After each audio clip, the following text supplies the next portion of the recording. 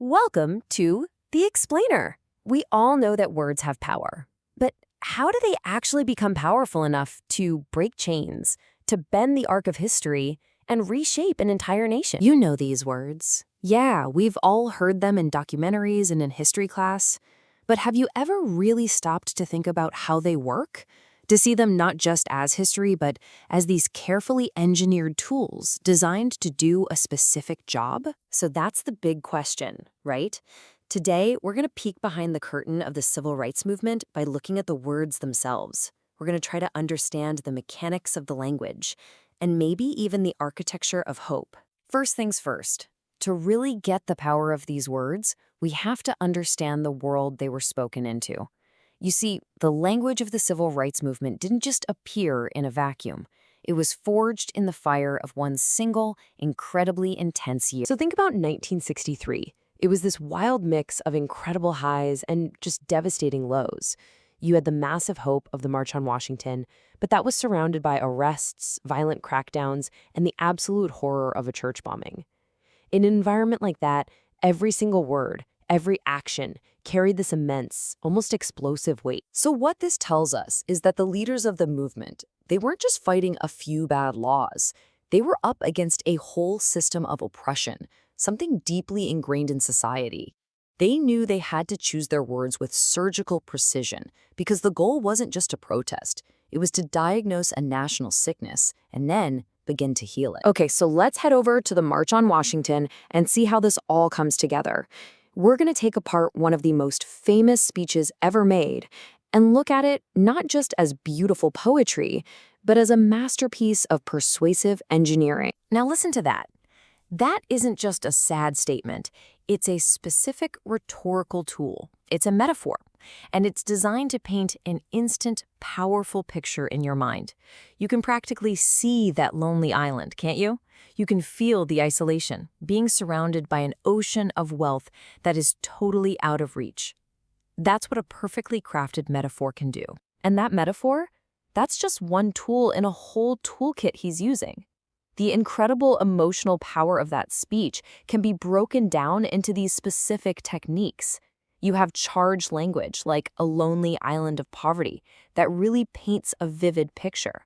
You hear the rhythm of parallelism and that unforgettable repetition, I have a dream, that just builds and builds, reinforcing that core vision.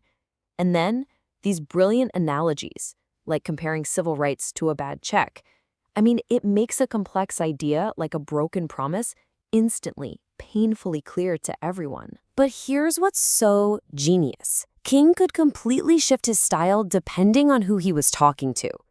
For that massive, diverse crowd in Washington, he used pathos, a powerful appeal to shared emotion to inspire and bring people together. But when he was writing to those 8 clergymen who were criticizing him, he switched his strategy entirely. He went to logos, a cool, clear argument built on airtight logic. All right, so now let's go from the grand steps of the Lincoln Memorial to the stark, quiet confines of a jail cell. Because here, the tool isn't soaring rhetoric, it's unshakable, methodical logic. This line is the cornerstone of his entire letter. It's not just a nice moral saying, it's a logical argument. He's saying to those clergymen, and really to the whole world, you can't just wall yourself off from this problem. Our fates are connected. What happens here affects you, no matter where you are. This slide is brilliant because it shows you what a strategist he was. For all the critics who just saw chaos, he presented this, a calm, deliberate, 4-step process. It starts with finding facts and trying to negotiate. It even includes this incredible step of self-purification, where activists literally trained to endure abuse without fighting back. Only then, when all of that failed, did they move to direct action. This wasn't a riot. It was the final necessary step in a methodical campaign. And this is so important to understand. King's words weren't just aimed at his opponents. He was also targeting allies, the white moderate, as he called them, anyone who had gotten comfortable and complacent. He was trying to shake them out of their unthinking acceptance of the way things were. Okay, so did it actually work? Did all this carefully built language, this strategic mix of logic and emotion, actually have an impact? Well, let's look at what happened on the ground. Over 1,000. Just a few weeks after King's letters started getting out, more than 1,000 students, some of them just kids, took his message to heart. They marched in the streets of Birmingham, and they faced down fire hoses and police dogs. And look at this. It's a clear chain reaction. The words from the jail inspired an action, the Children's Crusade. That action was captured by the media, which broadcast those shocking images all over the world. And that media coverage completely changed the national conversation, turning racial justice into the #1 issue on Americans' minds. You know, King's philosophy of nonviolent action was so powerful and so clearly laid out that it became a model for other movements, too. Labor leader Cesar Chavez took King's nonviolent philosophy and used it for the United Farm Workers because he saw their fight for justice as part of the exact same human struggle. And the power of this language, it didn't just stop in the 1960s. Its principles have kept echoing through American history, often at the most critical moments. Think about this moment. It's the very night of Dr. King's assassination. Robert F. Kennedy has to deliver that terrible news to a largely black crowd in Indianapolis. Instead of letting rage take over, he channeled King's own spirit, using King's calls for peace and compassion to quiet the potential for violence.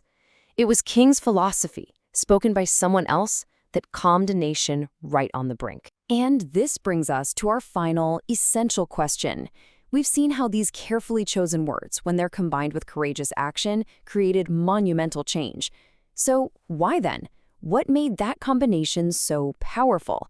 And maybe more importantly, what would it take to make that happen again today? That's something we're thinking about